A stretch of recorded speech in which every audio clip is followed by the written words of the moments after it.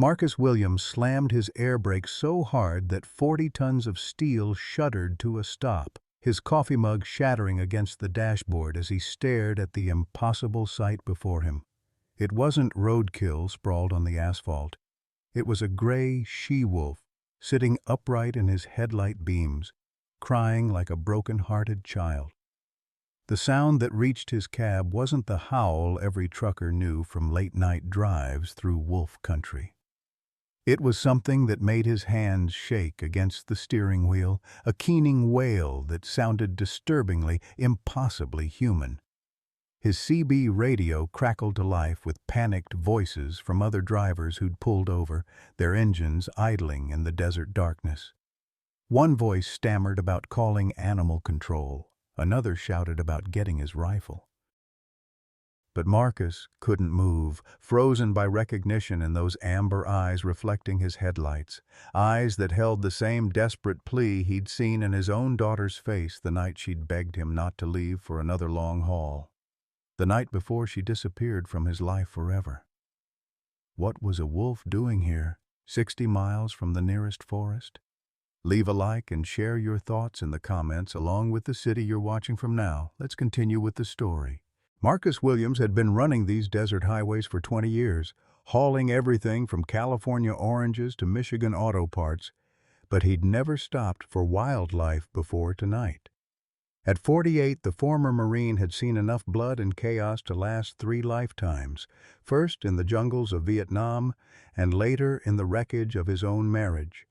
The road had become his sanctuary, his escape from memories that followed him like persistent shadows.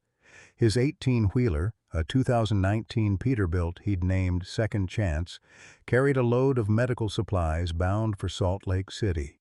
The cargo was worth more than most people made in 5 years, and his employer, Titan Transport, didn't tolerate delays. One more late delivery would cost him his commercial driver's license, and the $50,000 debt from his PTSD treatment would crush him completely. But something about this wolf's cry had cracked open a door in his chest he'd sealed shut 8 years ago. The sound reminded him of his daughter Emma's sobs the night before their final custody hearing, when his ex-wife, Sarah, had packed their little girl's belongings and promised she'd find them a better life somewhere far from his drinking and nightmares. Marcus climbed down from his cab, his steel-toed boots crunching on the desert gravel. The November air bit through his flannel shirt, carrying the scent of sage and something else. Something wild and desperate. The she-wolf didn't run as he approached. Instead, she lifted her head and looked directly at him with eyes that seemed to hold a lifetime of pain. That's when he saw the dark stain spreading across her left flank. Blood, still wet and gleaming in his truck's LED lights. Someone had shot her, and recently. The wound looked serious, maybe fatal, without treatment, but what struck him most was her behavior. Wild wolves fled from humans. This one was asking for help. His CB radio squawked again. "Big rig on Highway 89, you copy? We got bears and mountain lions out here, brother. Don't go playing Snow White with that thing." Marcus ignored the static voices and pulled out his cell phone. The screen showed 1 bar of signal and 3:17 a.m. Who could he call? Animal control wouldn't come out here until morning, and by then she'd be dead. He scrolled through his contacts and stopped at an entry he'd saved months ago. Emergency Vet, Cedar Falls, Dr. S. Mitchell. He'd never needed it before, but truckers shared information about everything from the best diners to veterinarians who'd treat a driver's dog at any hour. His finger hovered over the call button as the wolf continued her heart-wrenching vigil beside the road. Marcus pressed the call button, listening to the phone ring 3 times before a groggy female voice answered. "Cedar Falls Emergency Veterinary, Dr. Mitchell speaking." "Doc, I need help. I'm on Highway 89, about 60 miles south of Cedar Falls. There's a wounded wolf here, and she's in bad shape." Marcus kept his voice steady, professional, the way he'd learned to report casualties back in Nam. A pause. Then the voice sharpened with alertness. Sir, I need you to understand something. I'm not equipped to handle large predators, and it's extremely dangerous to approach an injured wild animal. Have you contacted Fish and Wildlife? She's not acting aggressive, Doc. She's just crying. I know that sounds crazy, but she's sitting here like she's asking for help, and someone shot her. Marcus watched the wolf's sides rise and fall with labored breathing. I called Fish and Wildlife. They said they can't get anyone out here until daylight, maybe noon. She'll be dead by then, the veterinarian said quietly, and Marcus heard something in her voice that reminded him of his ex-wife Sarah's compassion for wounded things. Where exactly are you? Mile marker 127, just past the Devil's Canyon turnoff. I've got my hazards on. Another long pause. I'm Dr. Sarah Mitchell. I'll need about 40 minutes to get there, and I'm bringing tranquilizer equipment. Do not approach the animal. Do you understand me? Yes, ma'am. And Doc, thank you. After ending the call, Marcus radioed his dispatcher. Titan Base, this is Unit 47. I've got a mechanical issue here. Might be looking at a delay. Copy that, Tank. What's your ETA to Salt Lake? Marcus looked at the wolf, now lying on her side, her breathing shallow. Unknown at this time. I'll update as soon as I know more. The lie came easier than he expected. In 20 years of driving, Marcus Williams had never missed a delivery, never falsified a breakdown report, never put anything ahead of his paycheck. But as he watched this wounded creature fight for every breath, something inside his chest loosened for the first time in years. He climbed back into his cab and pulled out a thermos of coffee, settling in for the wait. Through his windshield, he watched the wolf's amber eyes track his movements. There was intelligence there, and something else that made his throat tight with recognition. Trust. She was trusting him to help her, the same way Emma had trusted him to come home safe from every long haul until the day he'd broken that trust forever. 43 minutes later, headlights appeared on the horizon. An old white pickup truck with veterinary logos pulled behind his rig, and a woman stepped out. Even in the dim light, Marcus could see she was younger than her phone voice suggested, maybe late 30s with shoulder-length brown hair pulled back in a ponytail. She wore jeans, hiking boots, and a canvas jacket that looked like it had seen plenty of field work. Dr. Mitchell approached with professional confidence, carrying a large medical bag and what looked like a tranquilizer rifle. She glanced at Marcus briefly, then focused entirely on the wolf. "How long has she been like this?" she asked, kneeling about 10 feet away from the animal. "About an hour. She hasn't moved much, just keeps watching me." Dr. Mitchell studied the wolf's posture, the way she held her injured side, the alertness in her eyes despite obvious pain. "This is unusual behavior for a wild wolf. They typically flee or show aggression when cornered. She's showing neither." "That's what I thought. I've seen plenty of wildlife on these runs, and nothing's ever acted like this." The veterinarian loaded the tranquilizer gun with practiced efficiency. "I'm going to sedate her so I can examine the wound properly. The dart will take about 10 minutes to take full effect." She aimed carefully and fired. The wolf flinched as the dart found its mark, then looked at Dr. Mitchell with what Marcus could only describe as resignation, as if she understood this was necessary. As they waited for the sedative to work, Marcus found himself studying the veterinarian's profile. Something about her was familiar, the way she moved, the tone of her voice when she spoke gently to the wolf. But he couldn't place it. "You did the right thing calling," Dr. Mitchell said without looking at him. Most people would have driven past. "Yeah, well, most people don't know what it sounds like when something's truly desperate." She glanced at him then, and Marcus felt a strange jolt of recognition, but the moment passed as the wolf's eyes began to droop. "She's under," Dr. Mitchell announced, approaching with her medical bag. "Help me turn her gently. I need to see this wound." Working together, they repositioned the unconscious wolf. The gunshot wound was worse than Marcus had thought. a ragged hole in her flank where buckshot had torn through muscle and grazed a rib. But as Dr. Mitchell cleaned away the dried blood, she discovered something that made her freeze. "Oh my God," she whispered, her hands trembling as she examined the wolf's neck. "There's scarring here, old collar marks. This isn't a wild wolf, she was someone's pet." The discovery hit Marcus like a physical blow, a former pet. Someone had loved this wolf, trained her, cared for her, and then she'd ended up alone in the desert with a belly full of buckshot. His hands clenched into fists as he thought about the kind of person who would abandon an animal, let it go wild, then shoot it when it became inconvenient.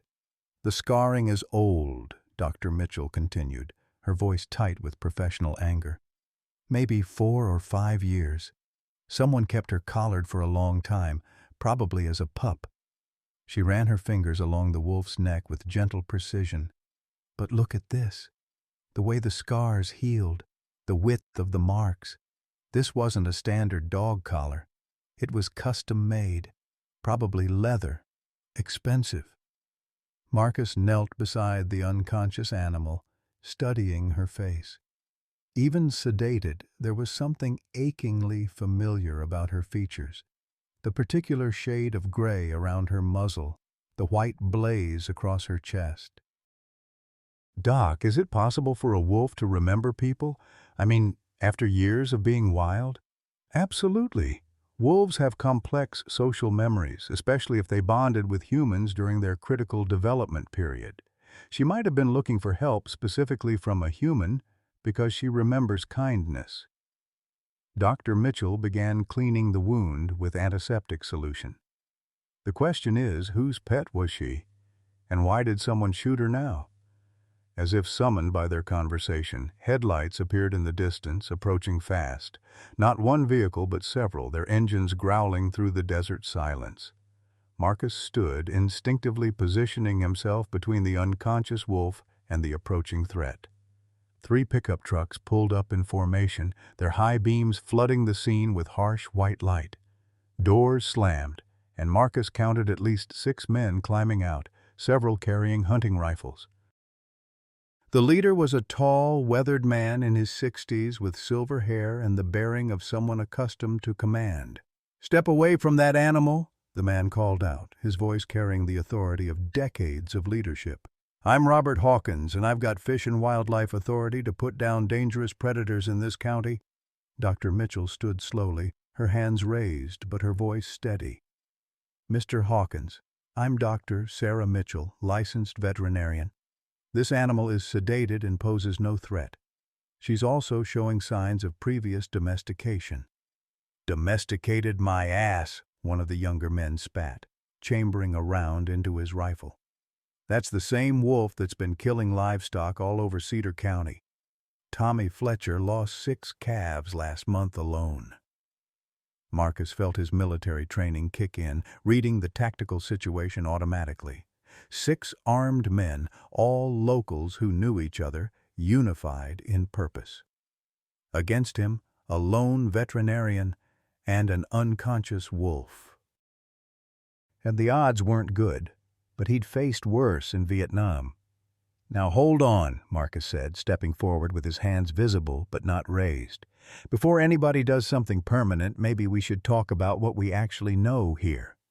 Robert Hawkins studied Marcus with sharp blue eyes that missed nothing. "You're the trucker who called this in. What's your stake in this, son?" The word son hit Marcus unexpectedly. It had been years since anyone had called him that. Years since he'd felt connected to another man of his father's generation. There was something in Hawkins' voice that spoke of loss, of hard decisions made in the name of protecting what mattered. "My stake is that I looked into her eyes and she asked for help. Maybe I'm wrong, but I don't think animals fake desperation." "Animals don't fake anything," Hawkins agreed grimly, "including the instinct to kill when they're cornered or hungry. My late wife Mary knew that better than most." His voice caught slightly on his wife's name, and Marcus heard decades of pain compressed into those few words. Dr. Mitchell stepped between them, her professional demeanor never wavering despite being surrounded by armed men. "Mr. Hawkins, I understand your concerns about livestock predation, but this wolf has been shot. She's showing signs of previous human contact, and she actively sought help from humans instead of fleeing. That's not typical predator behavior." "You know what else isn't typical?" a heavy-set man in a John Deere cap called out. "Wolves coming right up to the highway. That's rabies behavior, Doc." The word rabies sent a visible shudder through the group. Marcus watched their body language shift, weapons coming up slightly, men stepping back from the unconscious animal. "She's not rabid," Dr. Mitchell said firmly. "I've examined her. No signs of neurological distress, no excessive salivation, no temperature elevation. She's injured and desperate, but she's not diseased." "How can you be sure?" Hawkins demanded. 20 years of veterinary experience, including wildlife rehabilitation. I know rabies when I see it." Dr. Mitchell's voice carried absolute conviction. "This animal needs medical attention, not execution." Marcus watched the standoff develop, feeling the familiar weight of a moment when everything could go wrong fast. But before anyone could escalate further, a new voice cut through the tension. "Grandpa Bear, don't hurt her!" Everyone turned toward the sound. Running across the desert scrub, flashlight bouncing wildly in her hand, came a young girl of about 11. She had straight black hair and Asian features, but she was calling Robert Hawkins Grandpa. "Emma!" Hawkins's voice cracked with panic and anger. "Get back to the truck right now." But the girl, Emma, kept running until she reached the circle of armed men. She pushed through them without fear, dropping to her knees beside the sedated wolf. Her small hands touched the animal's fur with infinite gentleness. "Luna," she whispered, and the name fell into the desert silence like a stone into still water. "Oh, Luna, what happened to you?" The name Luna hung in the desert air like a prayer answered. Robert Hawkins' rifle dropped to his side as he stared at his granddaughter kneeling beside the sedated wolf, her small hands stroking the animal's gray fur with the familiarity of old love. "Emma, step away from that animal right now," Hawkins commanded, but his voice lacked its earlier authority. The certainty that had driven him here with armed men was crumbling as he watched his granddaughter's gentle reunion with what he'd come to kill. "She's not dangerous, Grandpa Bear," Emma said without looking up, using the pet name she'd called him since she was 3. "Luna would never hurt anybody. She saved my life once." Marcus felt the pieces clicking into place, connections forming in his mind like a puzzle solving itself. The wolf's unusual behavior, her trust in humans, the way she'd sought help instead of hiding, this wasn't just any former pet. This was Emma's Luna, and the recognition was mutual. "Doctor." Mitchell knelt beside Emma, her professional demeanor softening as she watched the interaction. "Honey, can you tell us about Luna? When did you last see her?" "5 years ago, when I was 6, Emma replied, her voice thick with suppressed tears. "She got out during the big storm, the one that knocked down all the power lines. Mama and Daddy were fighting so much, and Luna was scared of the thunder. She broke through the fence and ran into the forest. We looked for weeks, but we never found her." "Mama and Daddy," Marcus repeated softly, feeling something twist in his chest. He studied Emma's profile, the delicate bone structure, the way she tilted her head when she spoke. Something achingly familiar. Robert Hawkins lowered his rifle completely, his weathered face showing confusion and dawning realization. "Emma, you never told me about a pet wolf." "You said your parents had a dog that ran away. Because I knew you'd blame Luna for what happened to Grandma Mary," Emma said, finally looking up at her grandfather with eyes that held wisdom beyond her 11 years. "But Luna never hurt anybody. The pack that attacked Grandma Mary was different. They were hungry and desperate. Luna was always gentle." The heavy-set man in the John Deere cap shifted uncomfortably. "Now wait a minute." If this is some pet wolf that's been living wild for 5 years, that makes her more dangerous, not less. She's learned to hunt, learned to kill. To survive, Dr. Mitchell corrected sharply. There's a difference between hunting for survival and predatory aggression toward humans. Marcus found himself studying Emma's face more intently, memory stirring like a dormant volcano. The shape of her eyes, the way she bit her lower lip when thinking, these were gestures he'd seen before, in another life, in another version of himself that could still hope for happiness. "Emma," he said carefully, "what was your mama's name?" The girl looked up at him with sudden wariness. "Why do you want to know?" "Because," Marcus said, his voice barely above a whisper, "I think I might know her." Robert Hawkins stepped forward, his grandfather's protective instincts overriding everything else. "Who are you, exactly? And what's your interest in my granddaughter?" Before Marcus could answer, Dr. Mitchell's medical bag slipped from her hands, instruments scattering across the desert floor. Her face had gone pale in the harsh glare of the truck headlights, and she was staring at Marcus as if seeing a ghost. "Tank?" she whispered, using a nickname only one person had ever called him. "Marcus Williams. Is that really you?" The world seemed to stop. Emma looked between the two adults, confusion and something like hope flickering across her features. Robert Hawkins raised his rifle again, not pointing it but ready, sensing undercurrents he didn't understand.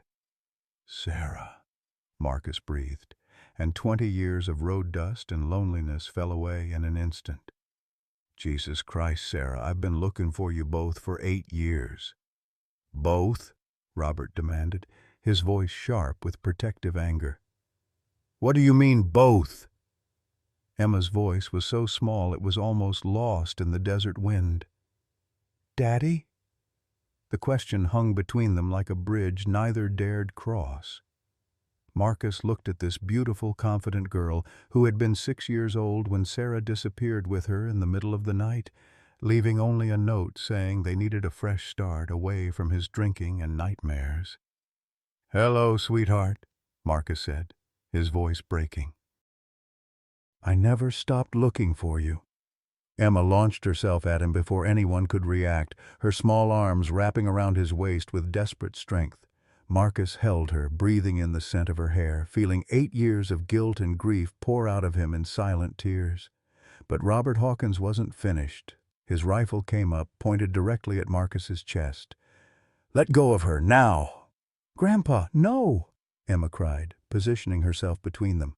"This is my daddy, my real daddy." "Your real father abandoned you," Robert said, his voice cold as winter steel. "I've raised you for 5 years.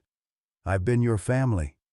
Dr. Mitchell, Sarah, stood slowly, her veterinary training helping her maintain composure even as her personal world shattered and reformed. "Robert, please lower the gun. We need to talk about this." "Talk about what?" "About how this stranger shows up the same night as a dangerous wolf. About how he claims to be Emma's father without any proof." Robert's finger moved toward the trigger. "I don't believe in coincidences." "It's not a coincidence," Emma said, her young voice cutting through the adult chaos with startling clarity. "Luna brought him here. She found Daddy and brought him to us, just like she always said she would." The men with rifles shifted uncomfortably, looking between their leader and the family drama unfolding before them. This wasn't the simple predator hunt they'd signed up for. Marcus gently moved Emma behind him, facing down the rifle with the same calm he'd learned in combat. "Mr. Hawkins, I understand you've been taking care of my daughter, and I'm grateful. But Sarah took Emma because I was sick, because the war followed me home and I couldn't stop drinking. I've been sober for 6 years now, and I've spent every one of those years trying to find them." "Prove it," Robert demanded. Marcus reached slowly into his wallet, pulling out a worn photograph. Even in the harsh light, the image was clear, A younger Marcus in his military dress uniform, standing beside a woman in a white dress with a beautiful Asian toddler in their arms. "Our wedding day," he said simply. "The day I adopted Emma." The photograph passed from hand to hand among the armed men, and Marcus watched their expressions shift from suspicion to uncomfortable recognition. The evidence was undeniable. This was Emma's adoptive father, the man who had legally made her his daughter before the marriage fell apart. Robert Hawkins studied the photo longest, his weathered fingers tracing the edges where years of handling had worn the corners soft. When he finally looked up, his eyes held the weight of a man confronting the collapse of everything he'd built his world around. 5 years, he said, his voice hollow. "I've been her grandfather for 5 years. I taught her to fish, to shoot, to track deer through the forest. I've been to every parent-teacher conference, every school play, every doctor's appointment." His grip tightened on the rifle. "Where the hell were you?" Marcus felt Emma's small hand slip into his, grounding him in the present moment. "I was driving every highway in America, showing that picture to truck stop waitresses and gas station clerks. I hired 3 different private investigators. I called every Sarah Mitchell in the country until I found 17 different veterinarians, and none of them were my Sarah." His voice cracked. "I never thought to look for Dr. S. Mitchell." Sarah stepped closer, her professional composure finally cracking. "I couldn't let you find us, Tank. You were drinking a 5th of bourbon every night. You'd wake up screaming from nightmares, sometimes with your hands around my throat before you realized where you were. I was terrified Emma would see you hurt someone, or that you'd hurt yourself." The confession hit like a physical blow, but Marcus didn't flinch. He'd lived with the truth of what he'd become after Vietnam for 8 years. "I got sober 6 years ago. Went through the VA program, got counseling for PTSD. I've been clean and sober for 2,190 days. He looked directly at Robert. "I'm not the same man who lost his family." "People don't change," Robert said flatly. But there was less conviction in his voice now. "A drunk is a drunk. A broken man stays broken." "That's not true, Grandpa Bear," Emma said, surprising everyone with the steel in her young voice. "You changed after Grandma Mary died. You used to smile all the time, used to take me on adventures just for fun. Then you got sad and angry and started hunting all the time. But you're still good. Daddy can be good again, too." The simple wisdom of childhood cut through the adult complications, leaving uncomfortable silence in its wake. Luna stirred slightly under the sedation, her breathing deeper and more regular as Dr. Mitchell's emergency treatment began working. One of the younger hunters, a man Marcus recognized as being local by his ease with the terrain, stepped forward. "Mr. Hawkins, I hate to interrupt, but we've got another problem. Frank Peterson called on the radio. Said he's the one who shot this wolf, and he's coming out here with his boys to finish what he started." "Frank Peterson," Sarah said sharply. "I treated his cattle last month. He lost 6 head to predators, but I told him the bite patterns weren't consistent with wolf attacks, more likely coyotes or feral dogs." "Frank don't care about bite patterns," the hunter replied grimly. "He's been drinking since sunset, talking about how wolves killed his livelihood and nobody gives a damn about honest ranchers trying to make a living." Marcus felt the tactical situation shifting again, new variables entering an already volatile equation. "How many men is he bringing?" 4, maybe 5. All armed, all drunk, all mad as hell about losing livestock to predators." Emma looked up at Marcus with frightened eyes. "Daddy, they'll kill Luna, won't they? Even though she's not the wolf who hurt the cattle?" Before Marcus could answer, headlights appeared on the horizon, moving fast and erratic. Frank Peterson's convoy was approaching like a storm front, 3 pickup trucks weaving slightly as they roared down the desert highway. Robert Hawkins made a decision that surprised everyone, including himself. He handed his rifle to one of his men and knelt beside Emma and the unconscious wolf. "Sweetheart," I need you to listen carefully. Some very angry men are coming, and they're not thinking straight. I want you to get in Dr. Mitchell's truck and stay down." "I won't leave Luna," Emma said stubbornly. "You won't have to," Robert replied, his voice gentle for the first time all night. "We're going to protect her. But I need you safe first." Marcus watched this exchange with growing respect for the man who'd raised his daughter. Whatever his faults, Robert Hawkins loved Emma fiercely, and that love was now extending to protecting what mattered to her. Frank Peterson's trucks screeched to a halt in a cloud of desert dust and diesel exhaust. 5 men climbed out, all carrying rifles, all moving with the loose coordination of serious drinking. Frank himself was a big man gone soft, his flannel shirt straining over a beer gut, his eyes red-rimmed and unfocused. "There's the son of a bitch," Frank slurred, pointing his rifle in Luna's general direction. "That wolf cost me everything. Lost 6 head of prime beef, banks threatening foreclosure, and my wife's medical bills are piling up like cordwood. Time to balance the books." "Frank," Robert said, stepping between the drunk rancher and the unconscious wolf, "you need to sober up and think about what you're doing." "Think?" Frank's voice rose to a shout.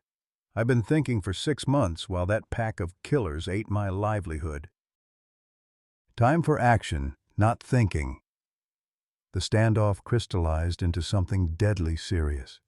2 groups of armed men, separated by about 20 feet of desert ground, with an unconscious wolf and a terrified little girl caught between them. Marcus felt his military training kick in fully, assessing cover, counting weapons, calculating odds. But it was Emma who broke the tension in the most unexpected way possible. She stood up from beside Luna, walked directly toward Frank Peterson despite her grandfather's sharp command to stay back, and looked up at the drunk rancher with the fearless honesty that only children possess. "Mr. Peterson," she said, her clear voice carrying across the desert silence, "Luna didn't kill your cows. She's been living alone in the forest for 5 years, and she doesn't even know how to hunt big animals. She survived on rabbits and mice and berries.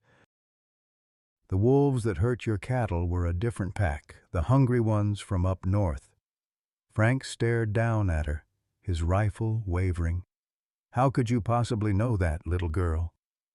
"Because," Emma said simply, "Luna is my best friend, and I know her heart." Emma's words hung in the desert air, but Frank Peterson was too drunk and too desperate to listen to reason, even from a child. His wife Dorothy was dying slowly from Alzheimer's, medical bills were crushing him like a vice, and his ranch, 3 generations of Peterson blood and sweat, was sliding toward foreclosure. He needed someone to blame, and the wolf, lying unconscious at his feet, represented every loss he'd suffered. "Get away from me, kid," Frank snarled, pushing Emma roughly aside. She stumbled, falling hard onto the rocky ground, her cry of pain piercing the night like a knife. That cry unleashed something primal in every man present. Marcus moved first, his Marine training taking over as he closed the distance to Frank in 3 quick strides.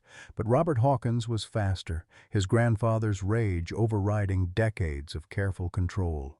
"You son of a bitch!" Robert roared, driving his shoulder into Frank's midsection with the force of a linebacker.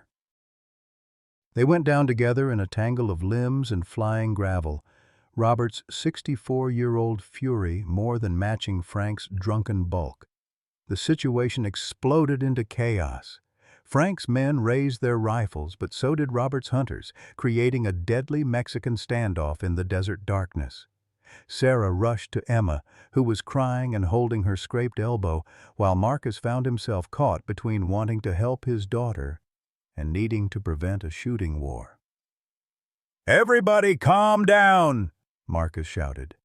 But his voice was lost in the shouting and cursing as Robert and Frank rolled across the ground, trading punches with the desperate violence of men who'd lost too much to care about consequences. Frank managed to break free from Robert's grip and scrambled toward his dropped rifle, his face twisted with alcoholic rage and financial desperation. "I'm gonna kill that fucking wolf," he screamed, "and anybody who tries to stop me." He was reaching for the weapon when Luna, despite the sedatives coursing through her system, somehow found the strength to lift her head, her amber eyes fixed on Emma, who was still crying in her mother's arms, and something ancient and protective stirred in the wolf's consciousness. With tremendous effort, Luna struggled to her feet, swaying from weakness and drugs but positioning herself between Frank Peterson and the crying child. She didn't snarl or bare her teeth. She simply stood there, a wounded guardian making her choice clear. Frank's hand closed around his rifle grip just as a new voice cut through the chaos like a blade. "Frank Peterson? You put that gun down right now, or so help me God, I'll have Sheriff Martinez out here with a warrant for your arrest." Everyone turned to see a small, elderly woman climbing out of Dr. Mitchell's pickup truck. She wore a faded floral housecoat and slippers, her gray hair in rollers, but she moved with the authority of someone accustomed to being obeyed. "Mrs. Henderson?" Frank said, his voice suddenly uncertain. "What are you doing here?" "I've been listening to all this nonsense on the police scanner," Betty May Henderson replied sharply. She was Robert's neighbor and Emma's honorary grandmother, the woman who'd helped raise the girl when work kept Robert away. "Half the county's talking about the drama out on Highway 89. Figured somebody needed to come out here and knock some sense into you fools." Betty May walked directly to Emma, ignoring the armed men and their posturing. "Come here, sweetheart," she said gently, helping the girl to her feet. "Let me look at that scrape." As she tended to Emma's injury, Betty May continued speaking in the tone of a schoolteacher addressing unruly children. "Frank Peterson, your Dorothy would be ashamed to see you carrying on like this. That woman has been asking about you every day, wondering where her husband went, and you're out here drunk as a lord trying to shoot somebody's pet." "It's not a pet," Frank protested weakly. "It's a killer wolf." "That killer wolf just put herself between you and a hurt child," Betty May observed. "Seems to me she's got better sense than most of the humans out here tonight." The simple truth of it deflated Frank's rage like a punctured balloon. He looked at Luna, still swaying on her feet but maintaining her protective stance, and something cracked inside his alcohol-soaked desperation. "6 head of cattle," he whispered, sinking to his knees in the desert dust. 6 head, and the bank's gonna take everything. Dorothy won't even remember my name next month, and I can't afford the care she needs. I got nothing left." The raw pain in his voice cut through the tension more effectively than any weapon. These were men who understood loss, who'd all made sacrifices to protect what they loved. Even drunk and dangerous, Frank Peterson was still one of their own. Robert Hawkins, breathing hard from the fight, slowly approached the kneeling rancher. His knuckles were bloody, his shirt torn, but his voice was gentle. "Frank, the cattle you lost. I helped you bury them, remember? Those bite marks were from coyotes, not wolves. Sheriff Martinez confirmed it with the state wildlife biologist." "Don't matter now," Frank said brokenly. "Insurance won't pay without proof of predator attack, and I can't prove what I can't catch. Lost the herd, gonna lose the ranch, gonna lose Dorothy to that goddamn nursing home in Reno." Emma, her elbow bandaged by Betty May, walked slowly toward Frank. She was still frightened, but something in his broken posture called to the same compassion that had brought her running to Luna's aid. "Mr. Peterson," she said softly, "my mommy and daddy got divorced because they were scared and hurt and didn't know how to help each other. But they're together now, and maybe things can get better. Maybe your things can get better too."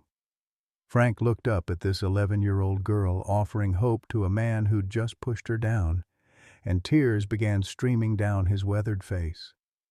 "I don't know how, little darling. I just don't know how." That's when Luna, fighting against exhaustion and pain, took 3 unsteady steps toward Frank Peterson and gently laid her head against his knee. The gesture of Luna resting her wounded head against Frank Peterson's knee created a moment of profound silence in the desert. Here was a creature he'd shot in desperate rage, now offering comfort to the man who'd tried to kill her. The paradox of it broke something fundamental in Frank's understanding of the world. "Jesus Christ," he whispered, his trembling hand hovering over Luna's head before finally settling gently on her fur. "What kind of animal forgives like this?"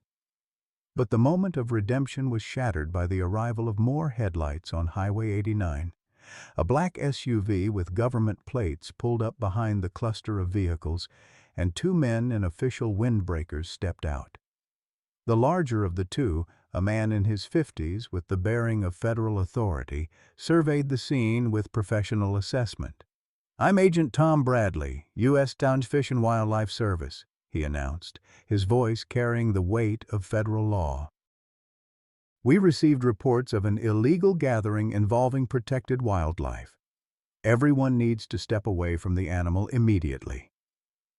Dr. Sarah Mitchell stood up, her veterinary credentials giving her the authority to speak.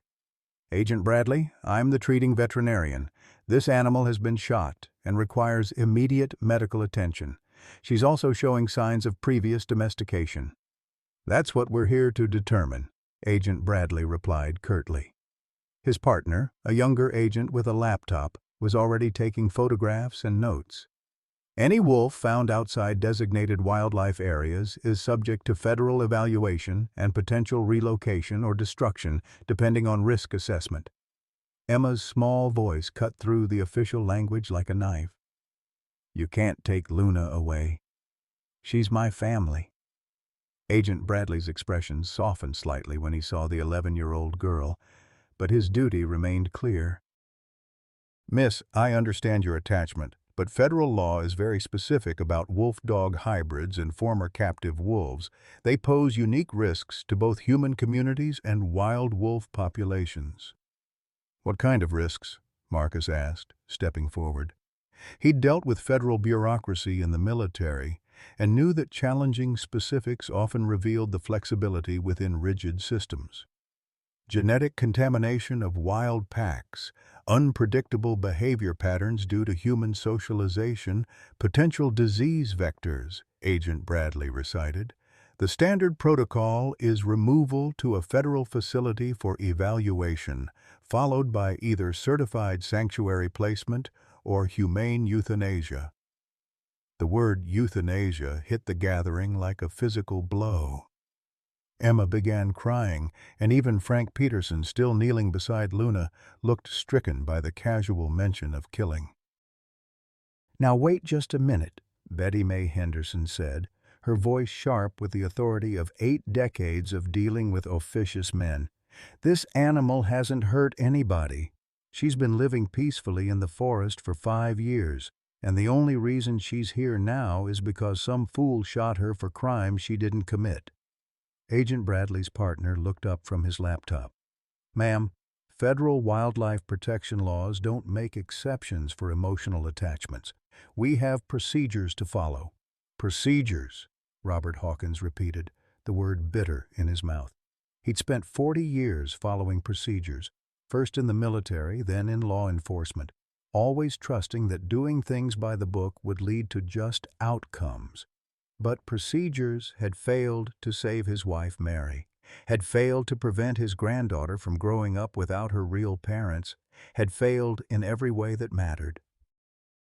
"Agent Bradley," Sarah said, her professional voice steady despite the chaos around her, "what if I could provide genetic testing proving this animal's domestic heritage?" Wolf-dog hybrids with significant domestic DNA are often exempt from pure wolf regulations. That would require laboratory analysis, which takes weeks. The animal can't remain in an uncontrolled environment during that period. Marcus felt the walls closing in, saw the future narrowing to 2 unacceptable outcomes: Luna taken away to die in a federal facility, or Emma losing her beloved companion forever. His mind raced through possibilities, legal angles, bureaucratic loopholes, anything that might buy them time. That's when Luna herself provided the answer in the most unexpected way possible. The sedatives were wearing off, and Luna was becoming more alert. She lifted her head from Frank's knee and looked around at the circle of humans surrounding her. Her amber eyes moved from face to face. Emma, Marcus, Sarah, Robert, even the federal agents, and then she did something that changed everything. Luna walked slowly to the center of the group and lay down on her side, exposing her wounded flank and her swollen belly to the humans around her. It was a gesture of complete trust, complete surrender. But more than that, it was a revelation. "Holy shit," Agent Bradley's partner breathed, his professional demeanor cracking. "She's pregnant." Dr. Sarah Mitchell knelt beside Luna immediately, her hands gently examining the wolf's abdomen. "Late term," she confirmed. "Maybe 2 weeks from delivery. Possibly less, considering the stress and trauma." The news hit everyone differently. Emma's tears turned to wonder. Frank Peterson looked stricken by the realization of what he'd almost done, and the federal agents exchanged meaningful glances that suggested new complications in their official procedures. "Pregnant changes things," Agent Bradley admitted reluctantly.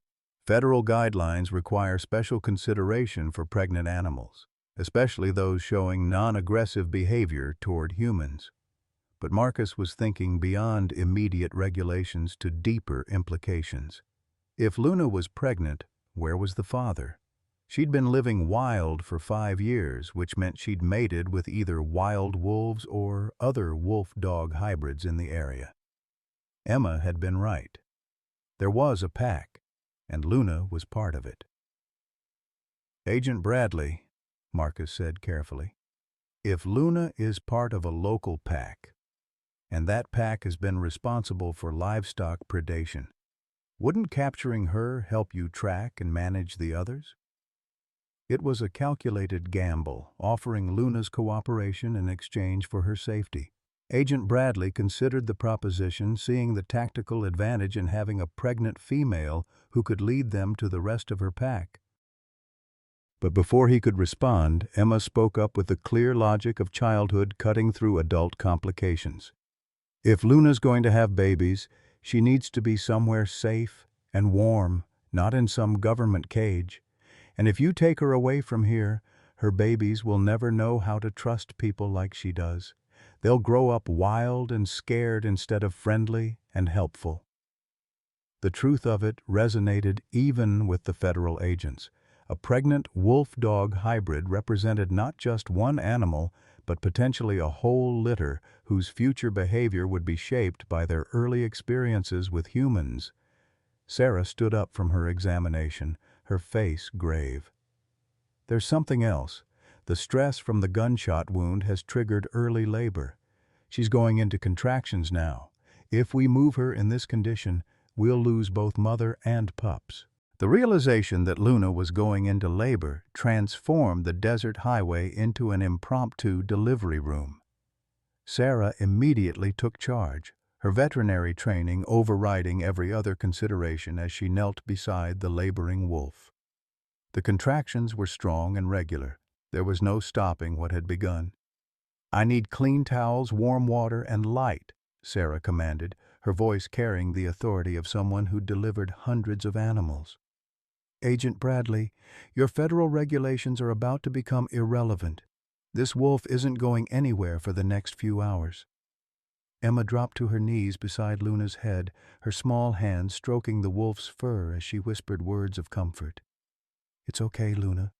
You're safe now. We're all here to help you." Marcus found himself coordinating the improvised birth team with military efficiency. Robert's hunters provided powerful flashlights. Frank Peterson sobered up enough to contribute clean rags from his truck's emergency kit, and even Agent Bradley's partner offered sterile wipes from their federal vehicle's first aid supplies. As the first pup began to emerge, Luna's amber eyes fixed on Emma with an intensity that spoke of deep trust and desperate need. The bond between the girl and the wolf transcended species, language, and the years of separation. Emma continued her gentle murmuring, and Luna's breathing steadied as if drawing strength from the child's presence. "Here comes number 1, Sarah announced as a small, dark shape emerged into the desert night. The pup was tiny, barely larger than a hamster, its eyes closed and fur wet from birth. Sarah quickly cleared its airways and stimulated breathing, and within moments the pup was moving and making small, mewing sounds. Emma's face lit up with wonder. "Daddy, look!" "Luna's a mommy." Marcus felt his heart clench at the word daddy. After 8 years of separation, hearing Emma claim him so naturally was almost overwhelming.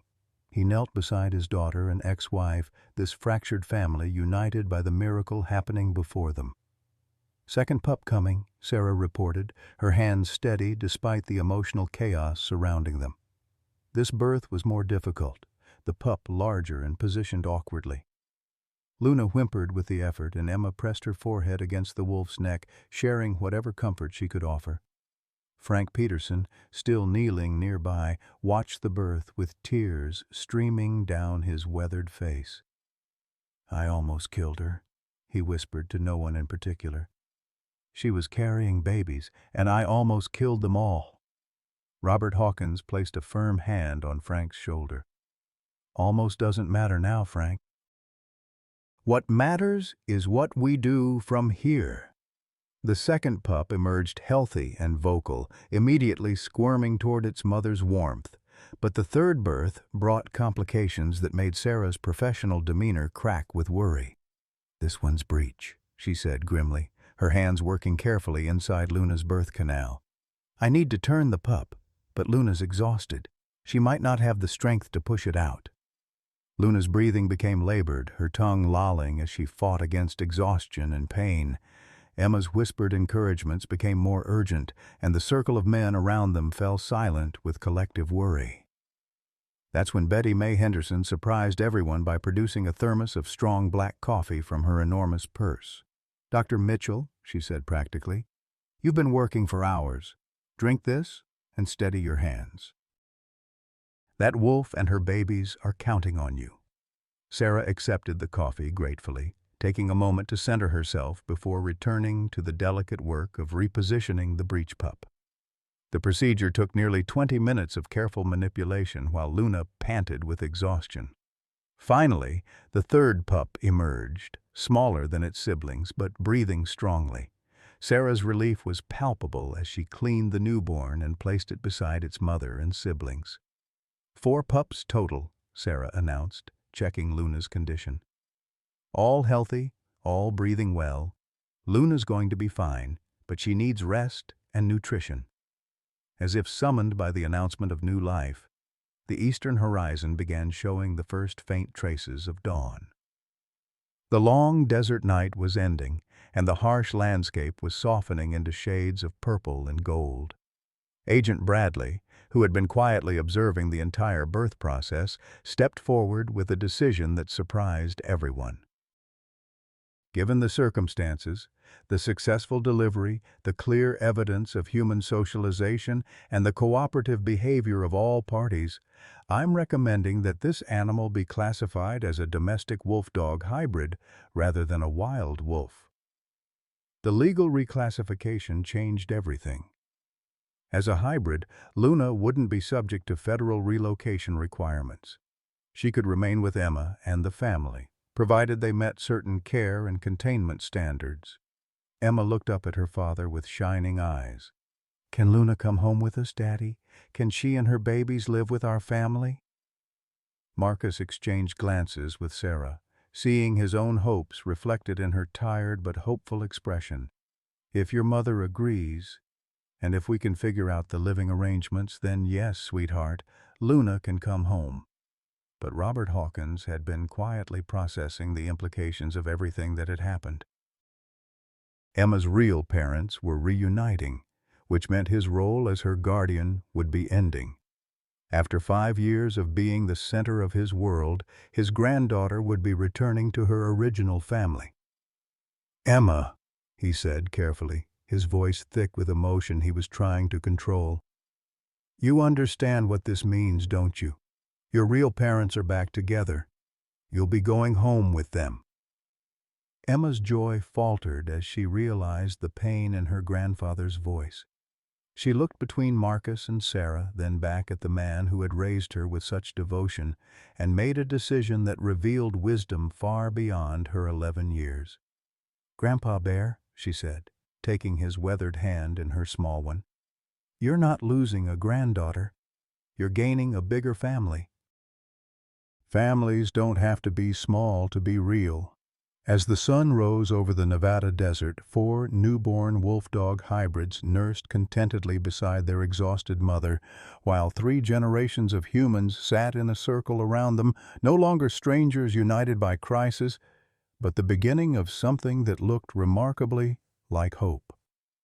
As dawn painted the Nevada desert in shades of gold and rose, the makeshift family gathered around Luna, and her newborns represented something profound: the healing power of unexpected grace. Marcus Williams, who had spent 8 years driving empty highways searching for meaning, finally understood that sometimes the road leads you exactly where you need to be, even when you think you're lost. Sarah knelt beside him, exhaustion and hope warring in her eyes. "Tank, we have a lot to figure out. 8 years of hurt doesn't just disappear because we delivered wolf pups together." "I know," Marcus replied, watching Emma gently stroke Luna's head. "But maybe we don't have to figure it all out today. Maybe we just take it one day at a time, like I learned in recovery."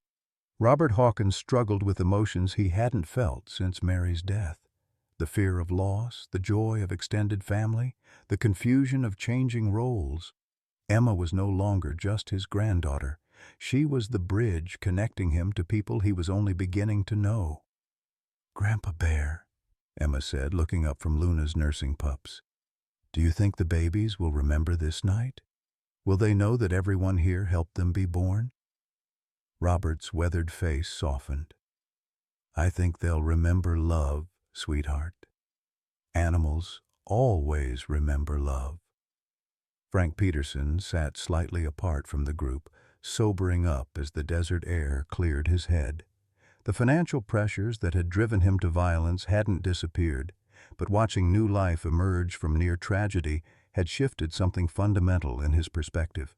"Doctor Mitchell," he said quietly, "when this is all settled, would you mind taking a look at my remaining cattle? I know I can't afford much, but maybe you could help me figure out what really happened to the ones I lost." Sarah nodded without hesitation. "Of course, Frank. And we'll figure out the payment later."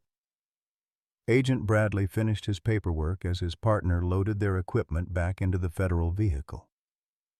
The unusual circumstances of the night had required creative interpretation of wildlife regulations, but sometimes bureaucracy yielded to humanity. "Mrs. Williams," he said to Sarah, using her married name deliberately, "you'll need to file the proper permits for keeping wolf-dog hybrids. The state will require secure fencing, vaccination records, and periodic inspections. But given tonight's circumstances, I'll recommend expedited processing." Emma looked around at the circle of adults who had started as strangers and adversaries but were ending as something resembling family. "Where will we all live? We can't fit in Grandpa Bear's house, and Luna needs space for her babies to grow." It was Betty Mae Henderson who provided the practical solution that had been staring them all in the face. "The old Mackenzie Ranch has been empty for 3 years since old Tom passed. 160 acres, good fencing, main house plus guest cabin. The bank's been trying to sell it, but the market's been slow." Marcus felt possibility opening before him like sunrise. "How much?" "More than any of us could afford alone," Betty Mae replied with the wisdom of someone who'd lived through multiple economic cycles. "But maybe not more than all of us could afford together." The idea took shape as they talked through the logistics. Marcus's trucking salary, Sarah's veterinary practice, Robert's military pension, even Frank's ranching knowledge, combined, they represented enough resources to make it work. "A cooperative," Sarah mused. "Shared ownership, shared responsibilities. The main house could accommodate Marcus, Emma, and me. Robert could have the guest cabin, Frank could help manage the land for sustainable grazing. Emma clapped her hands together with delight. And Luna and her babies would have the whole ranch to roam safely. As the morning sun climbed higher, Luna's pups nursed contentedly while their mother rested. The smallest pup, the breech birth that had caused so much worry, proved to be the most vocal and determined, squeaking for attention whenever its siblings crowded too close to their mother's milk.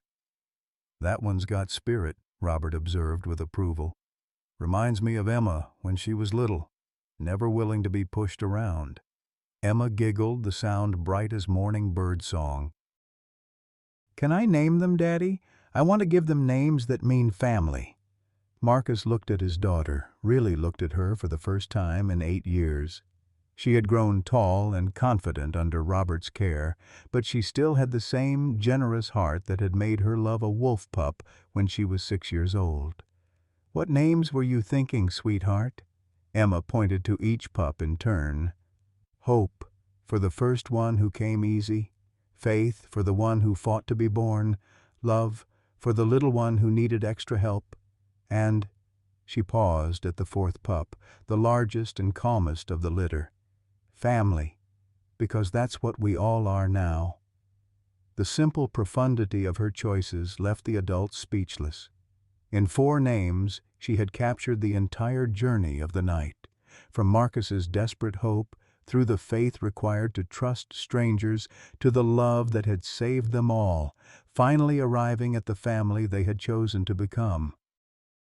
As they prepared for the practical business of moving Luna and her newborns to veterinary facilities for proper postnatal care, Marcus realized that his long search was ending, not with the reunion he'd imagined, but with something richer and more complex. He had found his daughter, reconnected with his ex-wife, and gained an extended family he'd never expected. The road that had been his escape for 20 years would still be there, but it would no longer be a place to hide from connection. It would be the means by which he provided for the people he loved, the circle that always brought him home. Frank Peterson stood unsteadily, the combined effects of alcohol and emotional exhaustion taking their toll. "I should get back to Dorothy. She'll be wondering where I am." "Frank," Sarah called after him, "bring Dorothy to see the pups when she's feeling up to it." Sometimes new life helps people remember joy. As the various vehicles prepared to leave Highway 89, Emma took one last look at the spot where Luna had waited through the long night, crying for help. "Do you think she knew, Daddy? Do you think Luna knew that bringing us all together was more important than just getting help for herself?" Marcus considered the question seriously, remembering the intelligence in Luna's amber eyes, the deliberate way she had chosen to trust humans when every instinct should have told her to hide. "I think animals understand love better than people sometimes, sweetheart. And I think she knew that love was what we all needed most." The convoy of vehicles slowly pulled away from the desert highway as full daylight reclaimed the landscape. Luna rode in the back of Sarah's truck, surrounded by blankets and her nursing pups, while Emma sat beside her, maintaining the vigil of love that had begun in darkness and would continue in light. Behind them, Highway 89 stretched empty once again, giving no sign of the miracle that had unfolded there.